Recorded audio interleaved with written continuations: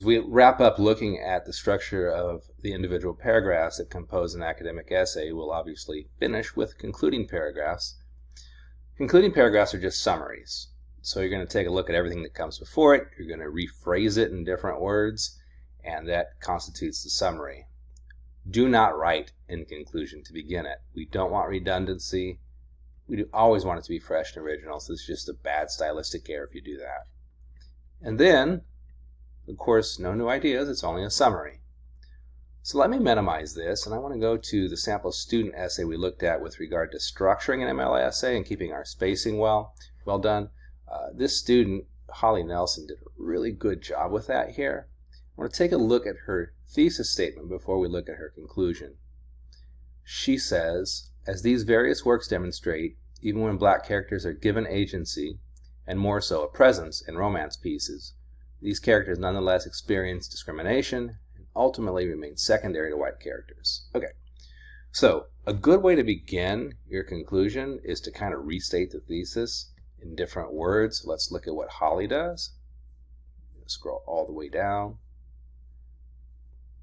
Again, she has a pretty long conclusion, and she begins, from the Regency era to contemporary adaptations, authors and directors have attempted to craft inclusive stories by writing black characters into romance. Despite these inclusivity efforts, however, these black figures encounter discrimination and often remain in secondary positions to white characters. So guess what? Your thesis is restated. In this case, you took 2 sentences instead of 1. That's fine. Right? Now, we don't have to read the rest of the essay to know what she's doing here structurally. Beginning here, she is going to take her first point and then summarize it, and then move on to her second point and then summarize it. So in the order that these points or claims occur in the essay, you're going to take your own synonymous language, your own words, restate this new fresh language as a summary, okay, to highlight your ideas, and just move in chronological order. The first concept that you put forth, the second concept that you put forth, the third concept that you put forth, the fourth concept, right? It doesn't mean you're summarizing individual paragraphs. You're summarizing your main points or claims. Right?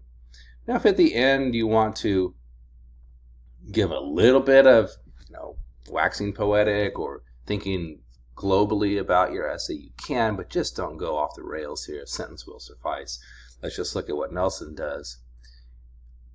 She says, however, adding characters of color to the narrative or telling the stories of non-fictional people of color must be done correctly. It is necessary to create space for, while acknowledging and demonstrating sensitivity to, the actual lived experiences of people of color in the Regency era. So she adds a global idea of what direction she thinks we should move in this way. All right. So, again, conclusions can be 7, 8 sentences long, right? Just remember to summarize your main points. And as always, if you have any questions, just reach out to me. I'll be happy to read your drafts or your including paragraph drafts and give you some comments. Take care for now. Have fun writing after you've seen all of these videos.